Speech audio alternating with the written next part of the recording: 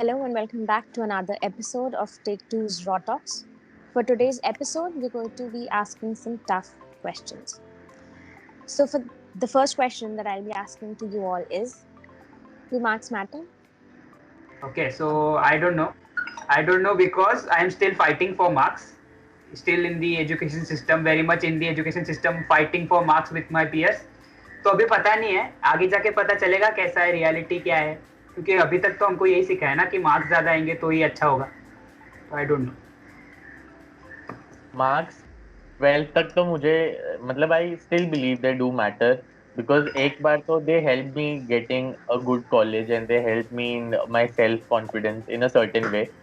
I also agree with Dhruv, but in इस sense में कि they matter and it depends upon the field you are choosing. If I don't have enough marks, तो मेरा aggregate total जो है वो मेरी प्रोफाइल को पुश नहीं करेगा, जिससे काफी जो अच्छे अपॉर्चुनिटीज है वो मुझे मिल नहीं पाएंगी. I think the answer to this question would be it depends on why you're asking. If you're asking तुम्हारे marks कितने हैं क्योंकि it will limit your opportunities, so I think it's wrong. But if you're asking तुम्हारे marks कितने हैं to determine your academic credentials and आगे अगर तुम्हें कुछ academic pursue करना है तो you need to know a certain basic to go and learn आगे का, then it matters. Okay, going ahead with the topic at hand. So, let's discuss about the Indian education system. We have always heard from the school itself कि कुछ तो flaw है. But फिर when we compare it to say US का education system और UK का education system, तो तुम्हें ये भी पता चलता है कि जब तुम्हारे cousins वहाँ हैं suppose, तो वो जो पढ़ते हैं उससे कहीं ज़्यादा तुम पढ़ते हो. In school at least. ठीक है, हायर एजुकेशन की बात नहीं कर रहा हूँ, इन स्कूल एटलीस्ट तुम उनसे कहीं ज्यादा पढ़ते हो. तो in that case I agree कि अपना education system is slightly better than those in the western countries. But what is your take on it? I think Prashant, what you're trying to say is our education curriculum is better than them. Our education system is not better than them. अपना curriculum is vast, more vast and widespread than what they have. So, I think it doesn't. I don't agree with this because though Indian education curriculum is vast, but the thing is like I saw a video recently on social media जहाँ पर किसी ने बोला था कि अगर आप एक हाथी, घोड़े और बंदर को साथ में खड़ा कर दोगे और उसको बोलोगे एक पेड़ पर चढ़ के दिखा, तो जो ज़्यादा जल्दी चढ़ेगा वो जीत जाएगा. That is how we are working currently. We are making everyone study the same subject. We are not allowing them to explore what they are good at, and that is the problem with us. For me, I think कि main जो आपका है कि आप basic सबको पढ़ाओ, एक class तक होना चाहिए और हमारी वो क्लास वो ऑलरेडी 10th है. और जब तक तो फिर हमको यही बोल देते कि नहीं अब इसके बाद जो आप सेलेक्ट करोगे उस पे ही आपका पूरा करियर बन जाएगा. और फिर अगर जैसे स्विच करोगे तो उसमें और दिक्कत आती है, जैसे मैंने पर्सनली स्विच किया था, प्रशांत ने भी स्विच किया था, तो वो अलग चीज है. बाकी सबने किया है, हम सभी ने स्विच किया है. So this right here is the example of our education system. हमें तब कभी एक्सप्लोर करने नहीं मिला कि हम क्या चीज करना चाहते हैं. तब अगर हमने बोला होता कि हमें यूट्यूब के लिए वीडियोस बनाने और हमें मास मीडिया में जाना और जर्नलिज्म करना है, तो हमें बोल दिया जाता कि चुप रहो. That would have been the answer. अपन जो अभी अपन सब कर रहे हैं, मुझे नहीं लगता कि उसमें अपने ने जो पढ़ा उसका कुछ लेना देना है इससे. अभी मैं वही उसी पॉइंट पे आ रहा था कि अगर आप बेसिक मतलब सबको पढ़ा रहे हो इन जनरल कि आपका पाइथागोरस ये है, ट्रिग्नोमेट्री, उसका प्रैक्टिकल यूज नहीं बता रहे, वेल ठीक है मत बताओ, लेकिन आपको स्कूल्स में इलेक्टिव्स रखने चाहिए बच्चों के लिए शुरू से. हाँ. और उस पे बच्चे फिर अगर उनका मन करे कि हमने यार फर्स्ट क्लास में ये लिया था और उनको चेंज करना है, तो उनको वो भी ऑप्शन दो कि हाँ आप ये ट्राई कर सकते हो. हाँ, और ऐसा भी नहीं है कि डिग्री में आते हो तो तुम्हारे इलेक्टिव्स बढ़ जाते हैं, ऐसा भी नहीं है. It is only in the master's degree that the electives come in our country. Bachelor's degree में भी electives नहीं है. वो बैचलर्स डिग्री में भी एंड में जाके आपको लास्ट सेमेस्टर में electives मिलते हैं, वो भी इट इज उनका भी ज्यादा कुछ सेंस एज सच नहीं बनता. It is on the same stream. It is just about कि तुम यहाँ से जा रहे हो या तुम यहाँ से जा रहे हो. इन द एंड कहानी तो वही है कि इशू ये है कि स्टूडेंट्स को भी ज्यादा फर्क नहीं पड़ता है जब वो शॉर्टर टर्म में सोचते हैं. क्योंकि अगर हम भी बोलें कि 11th-12th में कौन सा सब्जेक्ट लिया था तो मेजॉरिटी बच्चे उसमें पी ले लेते हैं, क्योंकि उसका सोल रीजन यही रहता है कि उसमें मार्क्स मार्क्स अच्छे स्कोरिंग मिलते अच्छी हैं। होती है। स्कूल्स तो भी फ्रंट तू एंड पे देख रहा इसलिए है, नहीं ये करते। विशियस सर्कल है, ये विशियस ये सर्कल है। स्पाइरल है। हम मार्क्स के पीछे, हाँ, हम मार्क्स के पीछे भाग रहे हैं और हम अपने उसको इग्नोर कर रहे हैं, क्योंकि अगर मार्क्स नहीं होंगे तो हम वो नहीं कर पाएंगे जो हमें करना है, पर अगर हम I वो करेंगे जो हमें करना from है तो हमें this शायद मार्क्स नहीं मिलेंगे। हाँ, and from this I remember कि हम लोग के 8th स्टैंडर्ड से हम लोग का एक लैंग्वेज इलेक्टिव होती थी, या बट सेम। उसमें majority of us took Sanskrit only because our teachers and our parents told us कि संस्कृत ज्यादा स्कोरिंग होता है। तो ये जो स्कोरिंग होता है कर करके जो selective, then they those electives also don't make sense, क्योंकि सब लोग एक ही स्ट्रीम में जा रहे हैं कि हाँ मार्क्स एट द एंड वही होता है कि मार्क्स हाँ मैटर, हाँ, एंड हेंस इलेक्टिव वही एग्जैक्टली। चूज होता है। ओके, सो मूविंग अहेड, अभी let's talk about exams. We have made a complete video about exams, but ठीक है, एग्जाम्स के बारे में बात करते हैं, स्पेशली अबाउट लॉकडाउन एग्जाम जो डेट्स के साथ जो खेल रही है, जो भी अथॉरिटीज है, they are literally playing with the students, like students mind की हाँ तुम्हारे कल एग्जाम्स है, फिर कल आके बोलते हैं नहीं नहीं इंडेफिनेटली पोस्टपोन हो गए, फिर आके बोलते हैं नहीं नहीं 2 दिन में एग्जाम है, ये करेंगे। इस ऐसे ही फ्रेम चल में रहा है। 3 लोग हैं जो इस प्रॉब्लम को सफर कर रहे हैं, क्योंकि मैं, प्रज्वल और ध्रुव, हम तीनों थर्ड ईयर स्टूडेंट्स हैं, फाइनल ईयर स्टूडेंट्स हैं। I have my college elected and started, मेरा मास्टर्स का कॉलेज चालू हो गया है। Now these people are telling me कि मुझे सितंबर में मेरे बैचलर्स के भी एग्जाम देने हैं। So this is so weird, because मैं एक बार में आदमी एक ही चीज कर सकता है नॉर्मल दिनों में, and these are not normal days. And to to this I just got to know कि जो नीट है, नीट जो मेडिकल मेडिकल की स्टूडेंट्स एग्जाम की देते हैं। एग्जाम्स है, वो एंट्रेंस तो ठीक है, लेकिन एंट्रेंस तो इट इज इनएविटेबल कि तुम्हें रखनी पड़ेगी, ऑनलाइन रखो या ऑफलाइन रखो, because otherwise like they have already declared the 12th standard के results, so they need to keep neat, otherwise तुमको नहीं मिलेगा, but that is okay.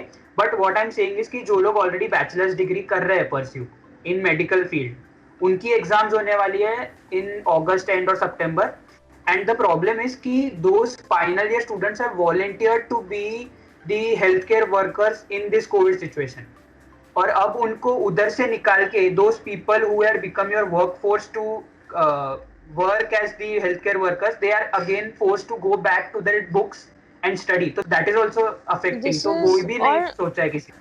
Let's talk about the concept of exams in general. What do you think about Indian education? कि आपने जो exams होते हैं, what is the concept of exam? देख, अगर स्कूल तक बात करें तो स्कूल तक concept of examination is to get marks and classify students. अगर तुम लोगों, I don't know if you guys relate, but हमारे कॉलेज में, हमारे स्कूल में तो बहुत ज्यादा था, science students PCM students big cream, PCB students lower cream, commerce students भाव ही नहीं था उनका कुछ। एवरेज स्टूडेंट्स वो, या एवरेज तो बहुत बड़ी शब्द बोल दिया तुमने।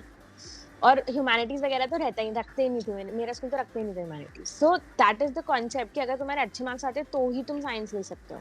हाँ, तुम बच्चे को ट्राई भी नहीं करने दे सकते कि may be it suits them, may be it doesn't, how do you know?